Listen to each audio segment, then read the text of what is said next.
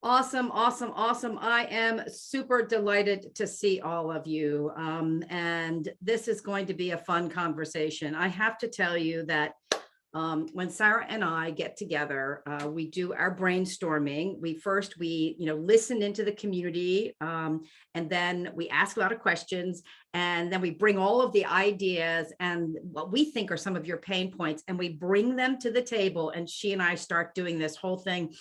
Well, which ideas can we work with? Where can we curate?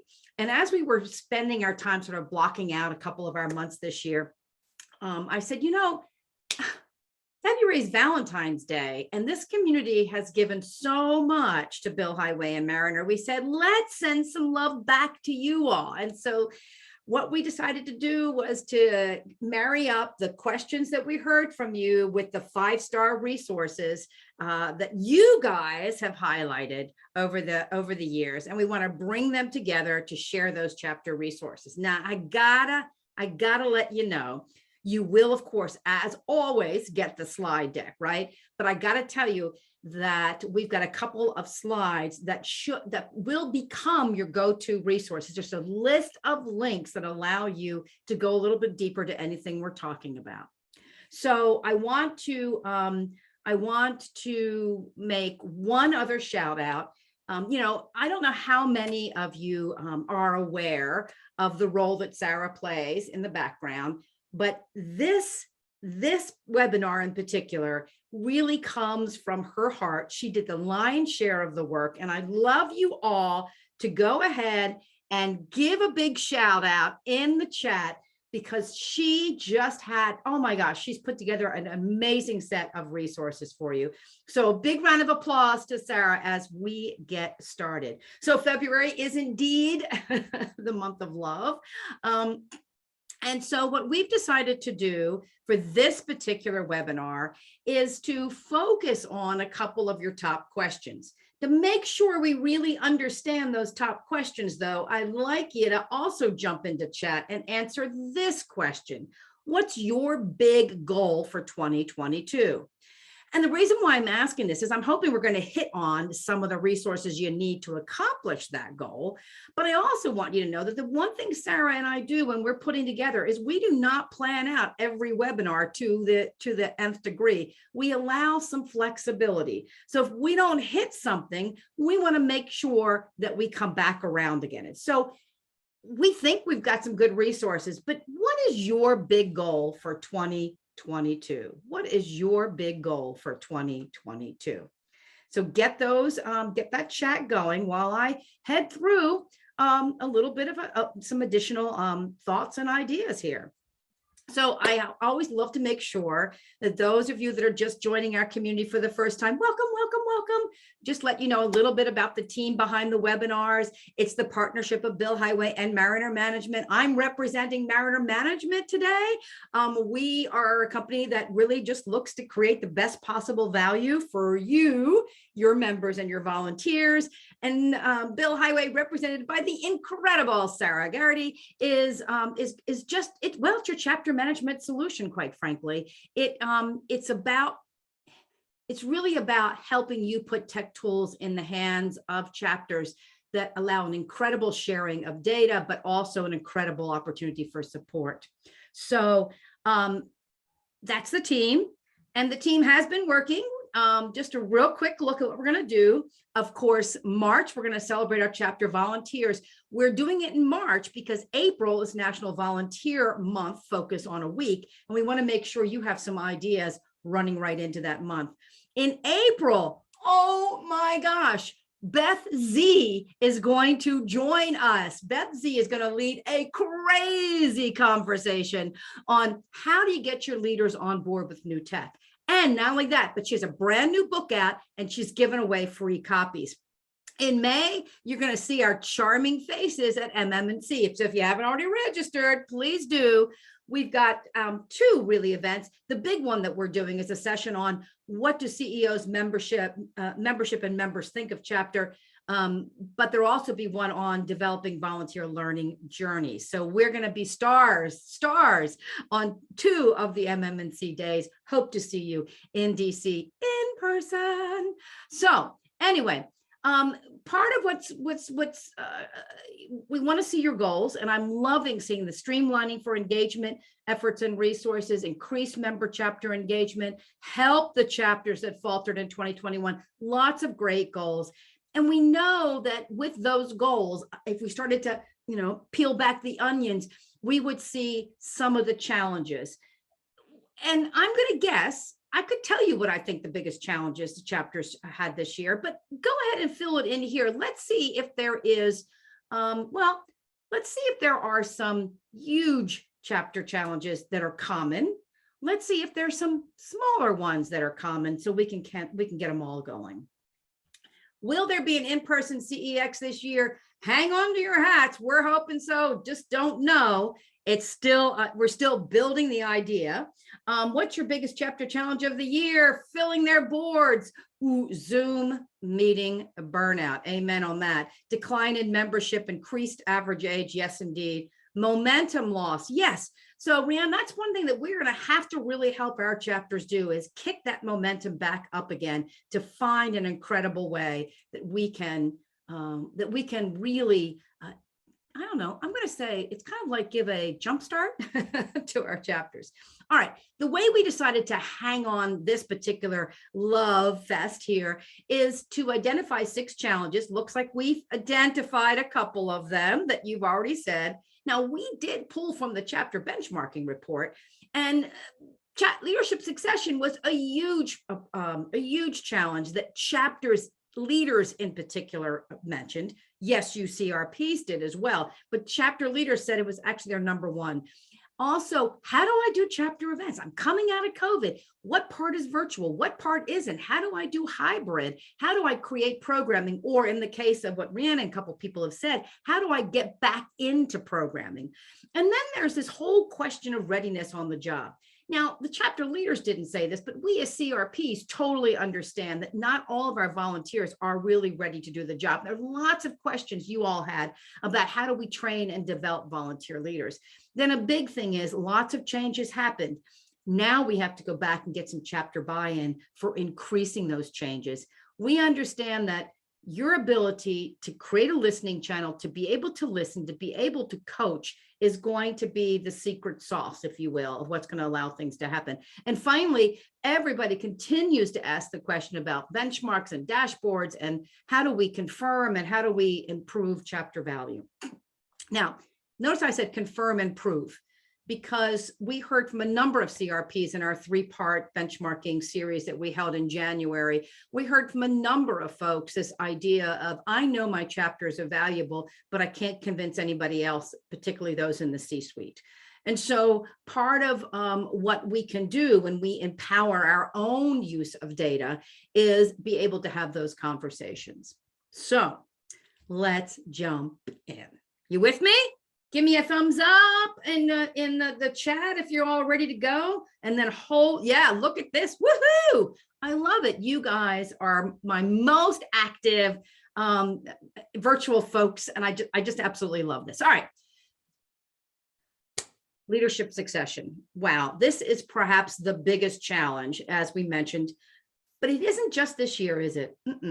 This has been an ongoing problem, and we haven't necessarily ever addressed it in the most efficient or effective ways. But year after year, volunteers step up and take on the chapter leadership, which allows us to sort of put this on the back burner. But here's the thing, is that increasingly no one is stepping up, or the same people are stepping up, or worse than any of that, a chapter leader goes AWOL. So one of the things we absolutely have to do is help our chapters address this. What we learned in previous research with the dashboard indicators is that the make or break is strong leadership. Other members get turned off when they don't see effective leadership, and they see it's kind of a country club. So what we have to do is really make a difference. It was interesting because the other element that came out of the benchmarking study was that poor succession was a leading cause of low performing chapters, right? So what we found is that the chapters that thrived over this crazy roller coaster ride of 2 years or overwhelmingly characterized by strong leadership. That only happens when the association has a deep volunteer pool, which is fed by a consistent and vibrant volunteer pipeline. So, if the converse is true, that poor leadership invariably results in limited programming and therefore loss of members, this is where we got to put our effort for 22. We've got a couple of thoughts here. Let's talk real quickly about what are the issues that we're addressing. Well, there's vacant because no one wants to step up. There's the same old faces, which has a real problem, because if you get to a certain level of burnout, you're no longer able to be innovative or excited. Or won't they come to our chapter leadership meetings and say they can't do that, right? The AWOL chapter is a problem because there are people that are raising their hands, but they just can't manage to get to the table to get the work done. So what happens is a overworked volunteer, 2 or 3, wind up doing all the jobs. And of course, it sometimes happens that you have to have a departure of a leader. So the question we have is, I think if we switch that question and we say, how can I make the chapter leadership experience more enticing, right? Instead of kind of viewing it as a critical barrier, is there a way that we could, well, I don't know, help chapters eliminate barriers to volunteering, make the chapter leader experience more enticing? And then how can we supplement or support chapters in finding volunteers? Now, I know sometimes CRPs will say, oh, Peggy, I don't know the people. I can't do the ask. You can't do the ask, but we can certainly clear the path. And that's why we feel that CRPs can take the control to really transform the experience. And there's 3 things that we talked about in one of our we've talked about it in a couple of our volunteer webinars, but one in particular where we really explored this idea of succession.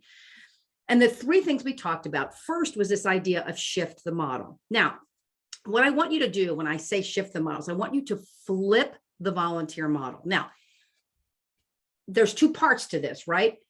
One part is that you start with the volunteer, not the position, right? That's the part where you say, I'm not going to start with, we need a chapter president, we need a membership chair. I'm talking about talking to people and helping them identify what they want to do. So that's part of it, right? But the other key part about it is giving that new model. It is now time for us to look at our chapter, our chapter handbooks and start defining volunteering differently. We have to release our chapter leaders from the traditional multi-year work your way up a ladder scenario. We have to really help our chapter leaders see a different way. And part of that starts with giving them permission, to have a different leadership model. And then we have to teach them. One of the sessions that I've done, which really creates some amazing ahas. And I remember getting an email from a chapter leader out in Washington State about 6 months after a program. And she said, oh my gosh, Peggy, thank you for teaching me this. It actually works. What you can do is you can literally take them by the hand and teach them how to break down some of the jobs and then how to create the ask. Help them develop a new map, help them develop concepts and celebrations around the volunteering that let members see how they can fit volunteering into the we have to take the lead on that. They're not going to be able to do this on their own. Secondly, let's help them make it fun. And by making it fun, I really want you to do 2 things. I want you to lighten the load where you can. Let's go back and say, what are we asking of our chapter leaders and how much of that is really important for us to ask of them? Let's reduce their load. Secondly, we're asking them for reports often. Some of that stuff is stuff we already have here. Is there a way you can create a merge document and say, this is the information I have, verify it? Like, how can we make it so that they go, man, this job is easier than I thought, and they're checking off? Go back to your processes and say, where are we asking them to do something where we already have it and it's just about verification? or where we don't really need it. So why are we asking for it? How do we put in technology for them? So the April conversation we're going to have with Beth Z is going to be about some technology solutions, right? How do we put more technology into their hands to help the load be lightened? But secondly, let's teach them how to make volunteering fun. So in our work here as a management company, we work, as you know, we're home to 2 chapters now, 2 chapter-based organizations. And with PRSA Maryland, one of the things I did over and over again was coach my president to create fun. And I said, I see your agenda, but where's the fun? I constantly asked. And then I gave her ideas for fun. Well, that led to a planning party where we had big sunglasses, we had hats, we had beads, and everything meant something about what we were going to be doing the next year. It was also about telling them to put a budget in for the surprise $5 Starbucks card. So we worked with another organization, a DC special events organization. And every board meeting, the president had a budget and she could give away 5 gift cards just during that board meeting. Let's teach them how to make volunteering fun again. And the third thing, which is related to both of those, is let's become coaches. Let's become coaches. Then I want to say that the other thing that we need to do is we need to shift the conversation to talent development. And there's a couple of ways that I think that we can do this. The first way we can do this is, can we open up our volunteer development and training to anybody at the chapter level who's interested in learning about leadership? Instead of having a chapter leader academy, can we have a chapter volunteer academy? Instead of saying, oh, presidents and incoming presidents must be at this meeting, can we say anybody who's interested in learning about leadership at the local level in this country? How can we shift it to talent development? How can we help our folks begin to say, well, it's not about filling slots. It's about reaching out and talking about the value, the experience of volunteering. Now, I'm going to add one additional thing to this transforming the experience. We at the national level have an incredible opportunity to sell volunteering at the local level. And I'm not sure that all of us do it as much as we could. What do I mean by that? Well, you guys, many of you do a call for volunteers for your national committees. And in many cases, from what I've heard, there are people who don't get the committee they want. There are people who are unplaced. What if we began reaching out to those folks and saying, tell me a little bit more about why you wanted it there? Did you know that the Texas chapter has X, Y, and Z, and you're in that Texas chapter? Can I connect you? And then connect them, get on the phone with them and say, you know, Brian really wanted to be on this national committee because he's really interested in this topic. And I said to myself, well, Texas, aren't you interested in that topic too? Let's be matchmakers. Now, you only have so much bandwidth. I get that. But we do have opportunities in our day to do that. The other thing is, have you looked at your chapter page lately? Have you looked at your volunteer page lately? What does it say about chapters? It's just like a little off blurb. Well, what if it was fun? It said X number of people volunteer at the local level, and here are the 3 top reasons they volunteer. Let's sell the excitement of volunteering. Now, you're going to have to shift the model, have the model in place. You're going to have to help your volunteers do a better job at being fun, but I think we can do it. Here are some additional leadership succession resources. All right. Events. We all need a mic drop moment in our chapters. And it's really hard to do that. And we understand that. And there's lots of questions about how do we help our chapters find good speakers. So let me share with a couple of things. Let's start with the fact that we completely understand, right? We completely understand that chapter developed education and professional development events are the top thing that we're asking volunteers to do. It makes a good amount of sense. But here's the interesting thing about that. So the pandemic wreaked havoc on chapter programming, right? It shifted, right? It shifted the number of programmings, but it also helped bring in new bodies. Let's start having conversations that help them understand that if they keep 2 doors open, by having a really interesting set of opportunities, they're going to be able to engage more members. So the question is, how can I help my chapters with event logistics and in-person decisions? So I'm going to throw a question out there for for everybody. If there's anybody here that has a data that uses a speaker database or uses some kind of a chapter in the box programming, or in some way supports, go ahead and add that in chat. Let's develop some ideas that build on this program.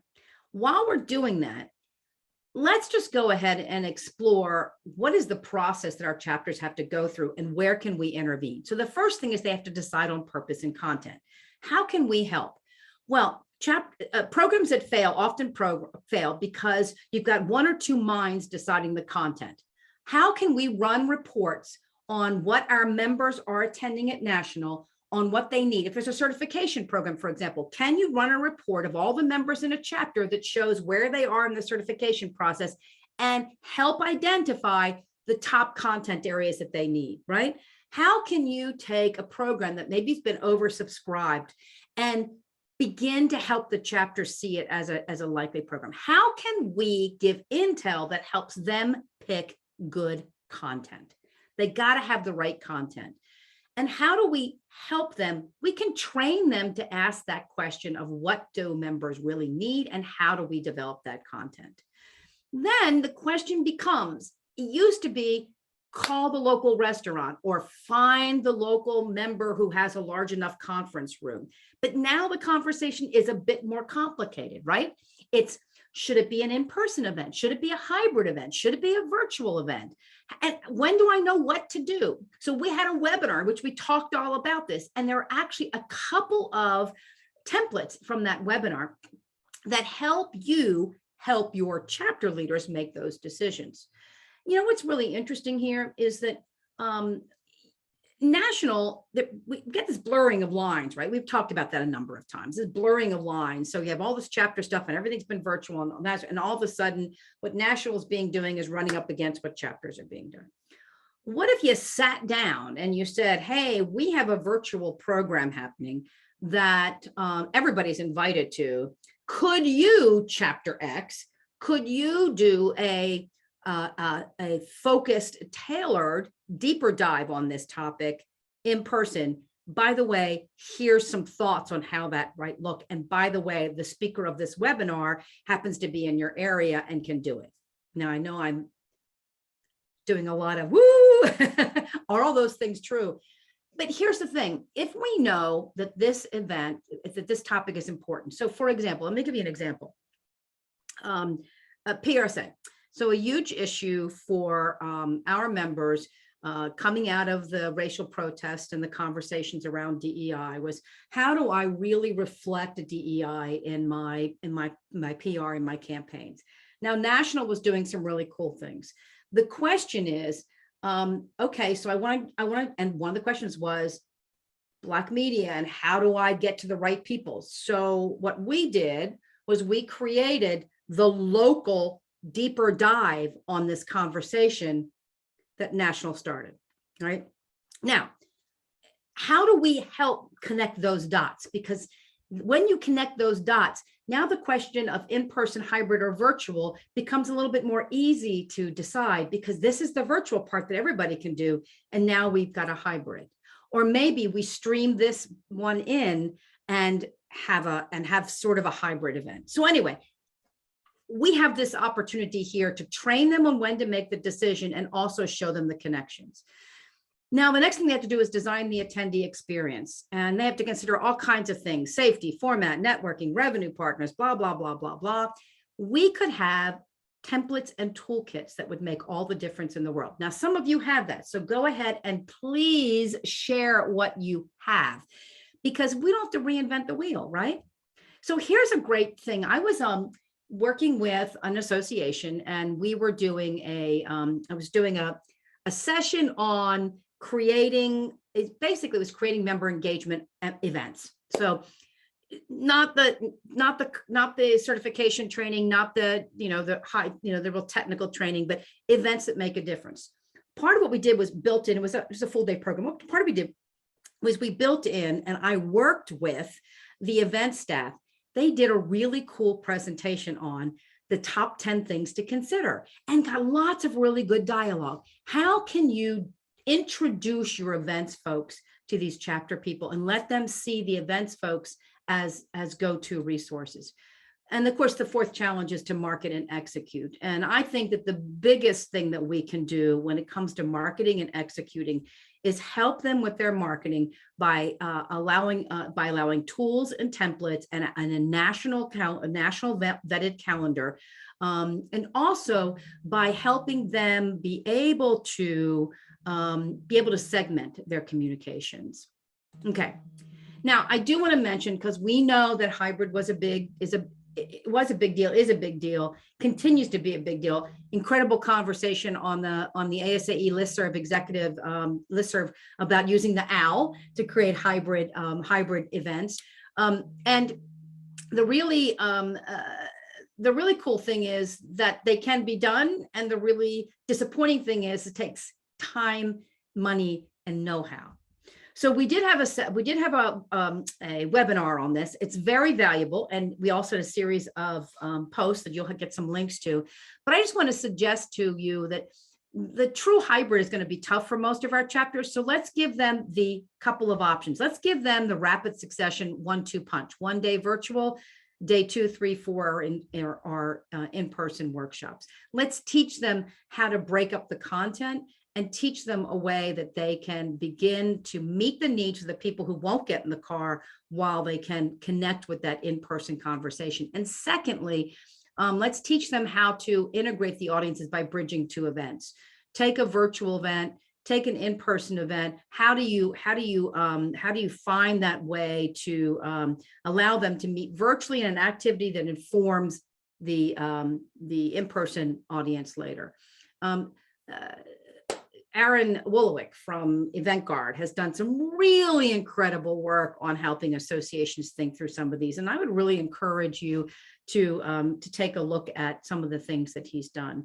I really feel like for many of our chapters, our larger chapters might be able to do the hybrid option, but for many of our chapters, we have to teach them how to have a 12-month calendar that has a little bit of virtual and a little bit of in-person. Now, the other thing to do is collaboration. You collaborating with your chapters and your chapters collaborating with each other. You know, when we go virtual, every chapter doesn't have to have, let's just say that there was a working with the media 101. I'm just going to make that up for a moment. Every chapter does not have to have a session on working with the media 101. You might get a couple of chapters together, get a really hot PR person who can talk about the changing landscape, right? Have all the members come into that, and then have each member maybe has a separate connection piece for a local media person. So we can support our chapters in a number of ways. Some of you are already doing these, which is why, most of the ideas we get come from the community, right? Be a curator. I want you to share information that is relevant and ideas as well as successful events. I'm trying to think who it is. It could be Camped, and if it's not, it's one of you guys here does a really neat thing where you have kind of a running spreadsheet that has events and that has event ideas on it. So if you're the person that does it, go ahead and do that. So Cheryl, I just happened to look over. I see that you've asked, has anyone figured out a template that helps chapters not overlap content with each other in national? So just working with an association the end of last year, and we were dealing with that particular issue.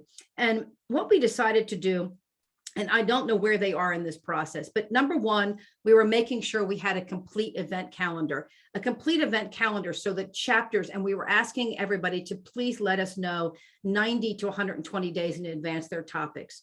So what we were doing was putting a little bit of a checklist at the beginning and saying, look, this is what's happening on here. And we overlaid with that the editorial events the editorial plan for the magazines to talk about content blocks, right? And so we had this master calendar. So we said, we're going to promote your events, but we really need to make sure that we've got a sequence of events. So we were using the master calendar as part of it. The second thing, and this comes from, I believe AADE still does this, if it had anything to do with any level of CE, it had to go through national, and national would say, great, well, this isn't being offered, this would be great. So there was a little bit of a back and forth on that. So I think the easiest way to do it, I'm going to go back to that example of that editorial calendar. If you don't want chapters to overlap content, then maybe one of the coolest thing, oh, good, Michelle, you jumped in. Maybe one of the most valuable things, and I got this from RAPS a couple of years ago. If you talk to them about your editorial flow for the year, you help them make content decisions that sequence nicely. In other words, instead of trying to approve their individual things, start at the front end of the project and say, this is how we're meeting members' needs. Let's fit you in on this flow. Now, here's the valuable thing.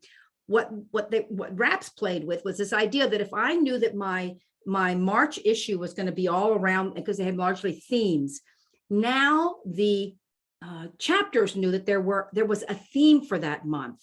And then they were encouraged to build things that supported those themes. So my suggestion is you start with that common calendar combination with showing them what you are doing and offering. Prepare toolkits and templates. Most of you are already doing this. I'm going to suggest that you go one step further and create the 10-minute videos. Just real quick little videos that help people understand exactly the key steps, not all the steps, but the key steps. I want you to teach them how to use technology. One of the things I didn't see were, and if you did this, please tell us, you know, at the beginning of COVID, when we were all dealing with Zoom, is getting on and saying to folks, let's talk about how to create an experience in Zoom. Let's not assume they know. Let's teach them how to do it. Let's give them some formats. Put them through some Zoom examples that are good and bad. We need to train folks on how to use this technology, whether we're talking about Zoom, whether we're talking about how they are going to archive or use technology in their website for archiving purposes. Let's teach them technology. One of the cool things that an association did, or this is going to date me, but it was back when social media when Twitter was really taking hold. We did a session where we trained the chapters. We got the chapters in a room and we did a session on how to use Twitter for your chapter. And we actually started it with, let's log on and create your chapters page. Okay, that's what I'm talking about. It takes some time, but if you've got a social media team, if you've got a tech team, let's bring them into the room with that. And of course, I already mentioned this. I know we're worried about competition, and I know some of you are going to get pushback from the staff.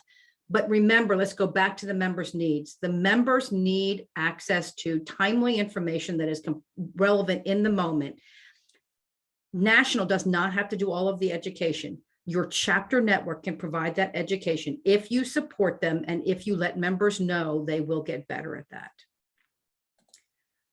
Okay, we had a number of people ask about speaker experience. We did, it's a little older now, but a webinar on this, and I loved it. I don't know how many of you have looked at Aaron Wolowick runs now the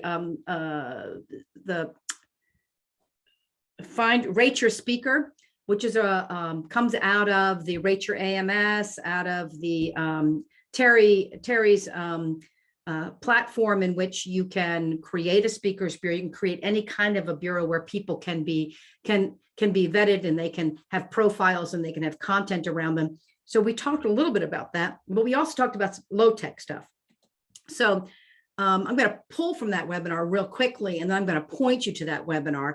We talked about curating existing lists. Now, Michelle has given us really good information. I knew that I knew that she had done this. And then, you know, she's using Google Forms, which is great. the idea is people have had speakers. You've had speakers from national events and chapter events, right? You also have staff and national leaders who are experts in certain topics. So I'm going to suggest you pull that together as a list. Now, it's going to be obviously it's going to be a labor of love. It's so if you're just going to do a very basic list, it's going to be a little bit of a labor of love. You got to have a disclaimer that says, these people, this is the best knowledge we have at the moment. I would suggest when you put a speaker on there, you put a date, and that expires unless it's updated. So help yourself out just a little bit, but curate the existing list. What are speakers out there that people have raved about or have liked, or maybe some new speakers that folks don't much know about? You have volunteers at the national level who have a lot of subject matter expertise. They could be tapped to be presenters. Now, once you've curated this list, you're going to set up your directory. It could be a spreadsheet, could be using Google Docs, as Michelle's talked about. It could be a searchable database. I just mentioned the Rate My Speaker that EventGuard has. Go up there and take a look at that.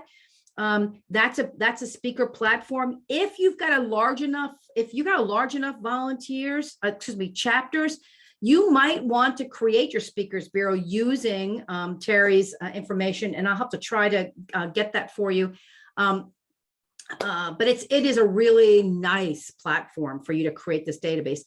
Or maybe you have a member profile in the members only section. There could be a field that says speaker and what they speak about. Have I seen this? You bet I've seen this. And it's going to be, you will see this in the Speakers Bureau webinar.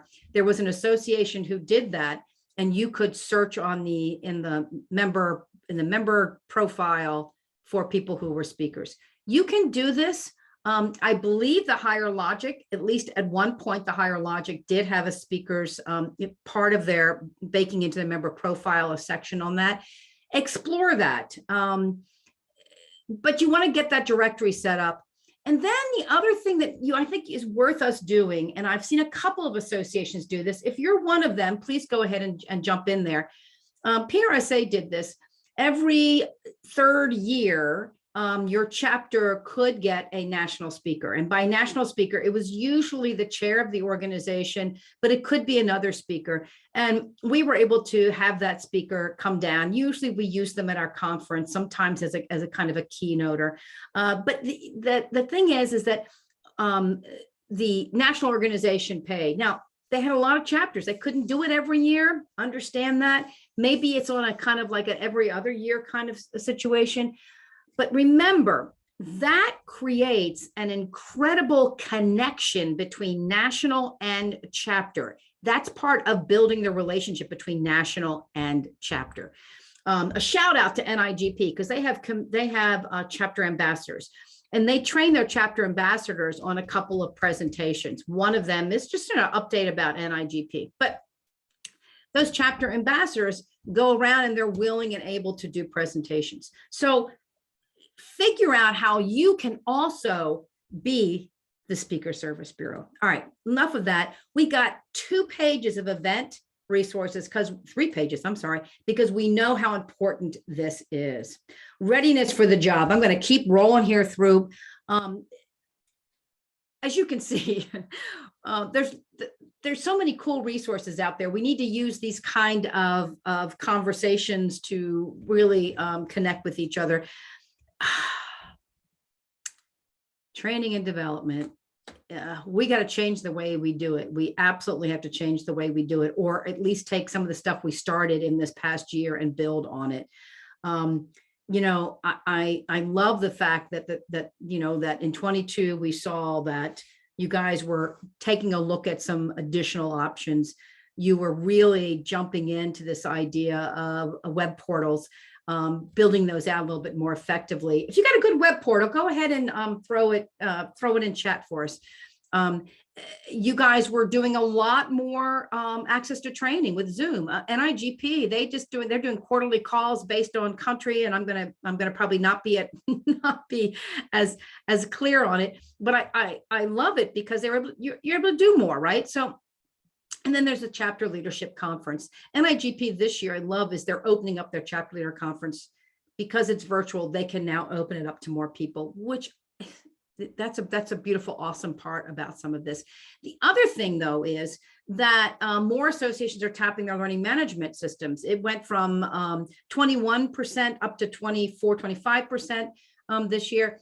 That is a secret sauce. We need to do that more. We're already, our members are coming out of COVID. They're very used to using learning management systems now.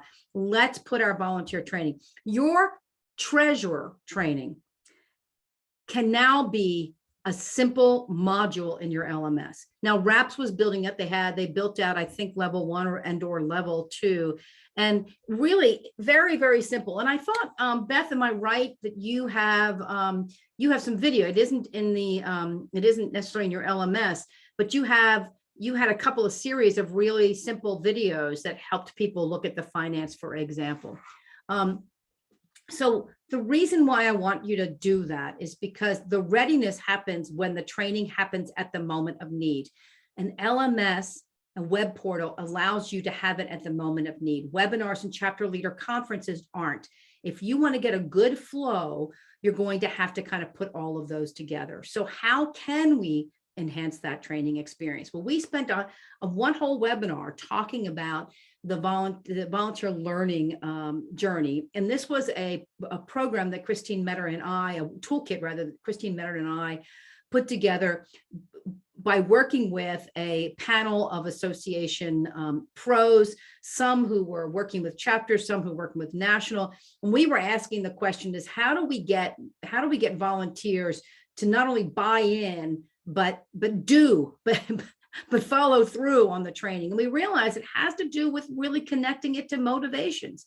And so in this particular webinar, we addressed how do you take a look at the motivations and then tailor specific training modules to offer them. Really going to encourage that you take a look at that. And Sarah's put the webinar link to there. But I think also it's download the tool. And if you're at MMC, Christine and I are going to be talking about this one more time, but this time will be in person. So once you have figured out you've taken the motivations and you've helped people identify their motivations, then you can get the training that connects to them. When you get the training that connects to them, they will engage with that training and they will develop the skills. But also you are investing, right? You're investing in the success of the chapters by really addressing this from a readiness perspective. Couple of quick adult learner practices that I think are important for us to look at is that, so there's lots and lots written about adult learning, and there's, as far as I'm concerned, there's not one adult learning theory. There are, however, some elements that are consistent. And the one thing is that adults have an existing base of knowledge and life experience. And generally they are building on that, and they're going to build on that in connection to their personal interests, their personal wants, and their own needs. They learn best, most cases, by doing, and that means experiencing. So the learning process has got to be experiential. It's not about tests, it's not about memorizing numbers and definitions. And so it's going to be with this level of self-autonomy. It's going to be self-directed. So now we're talking about really building in for our volunteers that portal, those on-demand opportunities for training, worksheets, quite experiential. I was just talking to someone about they were asking me about a session we had done. And I said, well, I said, I can talk about taking your traditional volunteer structure and breaking it down to ad hoc, or I can have you do it in front of me. If I have you do it in front of me, like I did with the group from Washington, all of a sudden the light bulbs go off because you walk away with that. So let's do that. Let's really create that. And let's understand that you can have I love chapter leader, chapter volunteer conferences. The important thing is that it has to have some practical application, and you have to have them be able to work through things that are bothering them in that moment. So use case studies, use problem solving, and really just tap into what they know. Now, I know how they like to these roundtables, and because they want to talk. Well, the problem is if you just let that go and you try to get them to solve problems, and you, how do I want to put this in the best possible light? A group of volunteers sitting around a table to solve a problem oftentimes default to the person with the strongest voice telling them how they've already solved it. Now, they are used to, though, being in a board meeting and having to work through what are the questions we have to ask. So when I say inclusion of life experiences, don't ask them to just talk about the success. Ask them to talk about what went into creating that success. All right. So we did talk about the learner journey very quickly. Again, the webinar goes into all of these. I want you to think about the whole purpose of this is to start with the volunteer, understand, help them see the pathways, help them see scenarios, help them identify what they need, and then help them plot a course. So you can get deeper on this, and you can call me anytime. This was a labor of love. I have to say that we're really on a bandwagon about changing how we do it. Here's a number of other training resources. Let's talk about this tough process of getting buy-in. Whether it's implementing new tech or implementing programming, implementing a change, a new affiliation agreement, that's always fun. There's going to be some resistance. So a couple of thoughts about this. Now, this next slide it's kind of long, and again, you'll get a chance to see it. But the reason why I wanted to bring this up is I want to make sure you understand that even if you own your chapters, if you want to roll out new tech or programming, you got to think about this as change management. So even if you own them and can dictate to them, it's still a change management process. And the change management process means you must include them at the beginning to define the issues and be part of the solution. You have to help them see disruption or die, right? You have to acknowledge with their help the obstacles, discussing the solutions as a community. And then even when the decision is made, I want you to give it time to settle in. I want you to have it a topic of discussion across several meetings. I want you to give them the long tail. These are volunteers. This is not their day job. It's important that we follow true change management. So if you're looking at considerations, think to yourself, where do I put them in step 1, step 2, step 3, step 4, step 5? Now, we did a session, a webinar on using the trickle up approach as a great change management process. And the idea here is, and this works if you want to pilot a project, or quite frankly, if you see a group doing something really cool, it can be very tricky for you to sort of say, I want you to do this now. But it gets a lot easier if you get a couple of people who are interested in taking a look at it and getting them to kind of work out the details, work out the kinks. And so think about this as ID, a chapter, maybe a program, a chapter is created. Let's take it as that idea. I'm sorry, I just saw Sarah said, Brianne says, affiliation agreement is my next big mountain. And Sharon says, yep, we went through that a couple of years ago. I said to Sarah, we probably should have a recovering AA change folks in the room, because that's a tough process to go through. Anyway, the trickle up approach.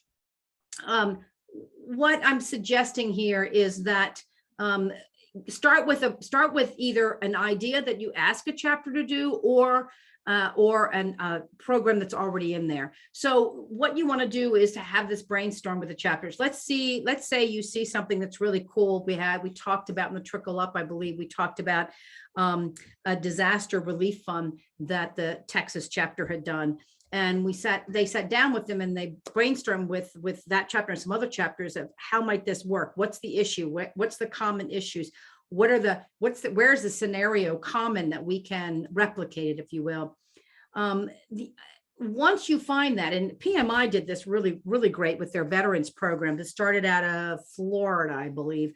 Once they found it, they showcased it nationally, and they figured out quickly that there was some interest from some other chapters. So this notion of brainstorming, where is there a problem? Where do you see something that's just kind of got some really cool energy to it? Then celebrate it. Listen. Then say, okay, if this is going to have a fly, do we want to be the driver or the facilitator? How do we want to take part of that, right? And then finally, it's about rolling the program out to do a rollout that allows you to test and tweak and tweak and test. So I'm talking about this notion of what I call forever beta. Okay. So we go into some great examples in that webinar. I saw that Sarah put that link in there. When you're trying to do change, sometimes just saying, let's pilot something, or let's take something that build on a success a chapter has. When I sit down with an organization and they say, Peggy, I want you to do a session on X. Like, okay, well, what chapters are already doing X? Sometimes I get this look like, well, no, tell me, because you know what? I can get up and I can sell that to the other chapters as an idea if another chapter has done it. I'm just a consultant coming in. Help me take these really cool ideas and use them. Trickle up approach, an awesome way to do change management in our chapter systems. The end of the day, we did another set of blog posts on this. The end of the day, it's about repairing that relationship with the chapters. If things in this past year have gone wrong, it's really over and over again, talking about the getting rid of the us versus them. I want to highlight, I should have highlighted this thing, re-educate national colleagues and national volunteer leaders on the value of chapters. Sometimes repairing the relationship with your chapter starts with you being the raving fan of chapters. It's really about getting people open to listening about chapters, because many times, I hate to say this, our chapters can be difficult, no question. They can also be incredible value to our organization, but we get kind of a deaf ears at national because we got so many other things going on. Try transparency yourself. I like to say that it's really good for you to go out and say, hey, I think we might have made a mistake. What do you guys think? And let them peek in to how the organization is making decisions. One of the complaints that we heard not long ago from an organization, the chapter said, we did the strategic plan and all you did was walk into the room when it was done and unveil it to us. Never, ever, ever intentionally brought them in. Now, that national organization had brought some chapter leaders into their strategic task force, but they never even announced that. I'm like, oh my gosh. So be transparent yourself. And I always say, I think putting the faces to the names is really useful. I don't know if CAI is on this webinar. They do this amazing thing, at least with the in-person ones when it's held in the DC metro area. They have a day where the staff opens up their offices and you can go in and talk and meet with staff. I mean, awesome. Anyway, remember the adage that it takes 7 times for a message to sink in. So let's be personal and let's communicate frequently.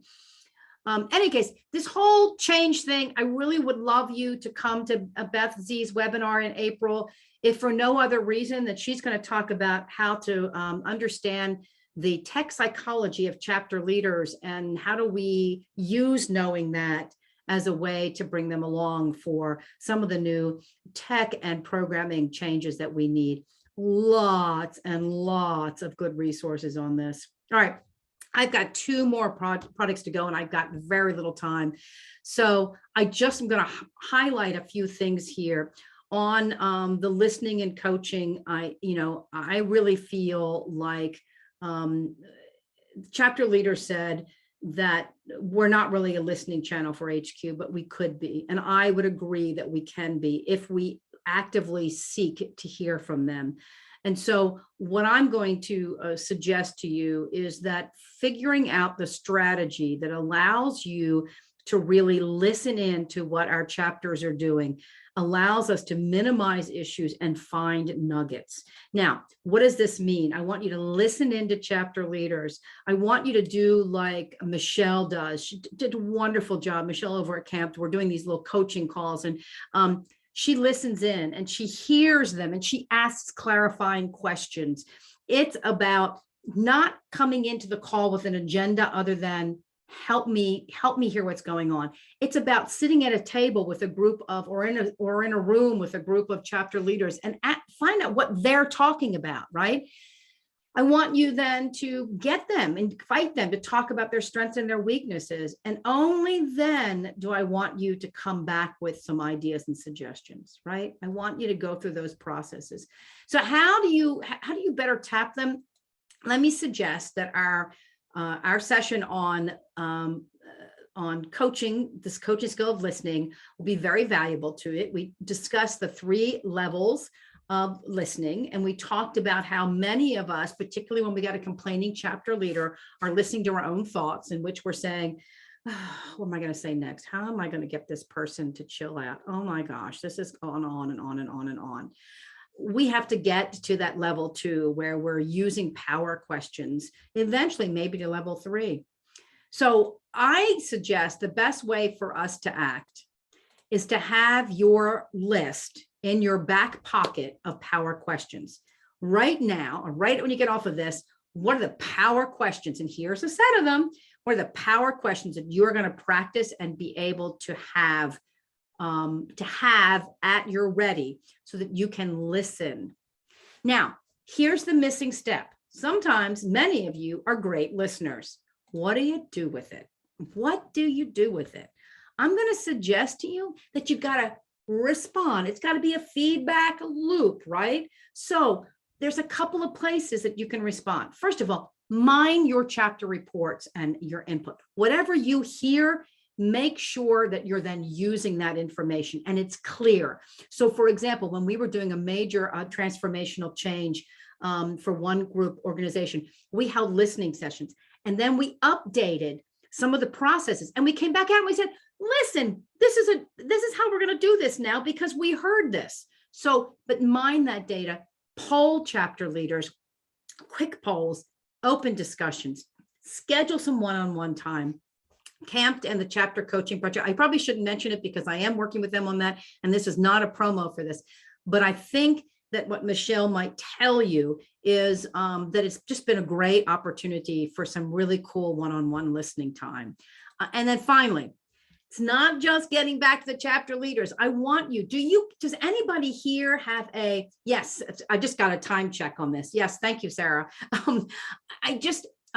Anybody here have a quick brief report that they share with staff to highlight, share intel?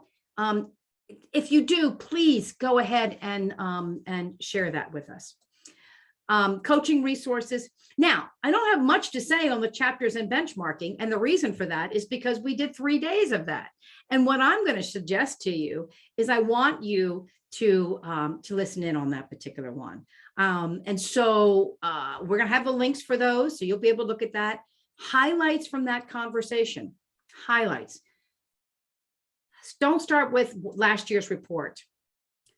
Don't start with process questions. Start with the why, connect to the organization's strategic goals, and then say which of these elements are important to that.